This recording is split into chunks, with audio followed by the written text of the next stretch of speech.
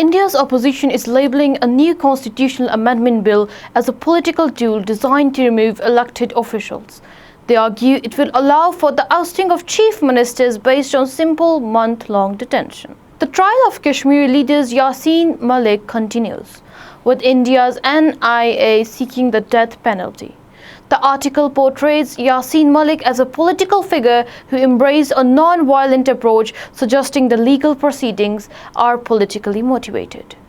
A news report claims that India's intelligence agency RAW is attempting to destabilize Azad Jammu and Kashmir and Pakistan.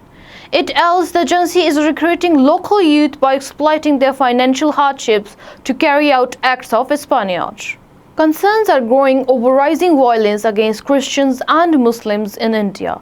Reports highlight an increase in attacks on Christians, with human rights groups warning that this violence, which includes mob assaults and the destruction of places of worship, is undermining India's secular values.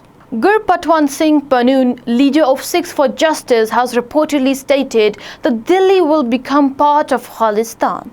His declaration is presented as part of the global Sikh community's peaceful movement for self-determination.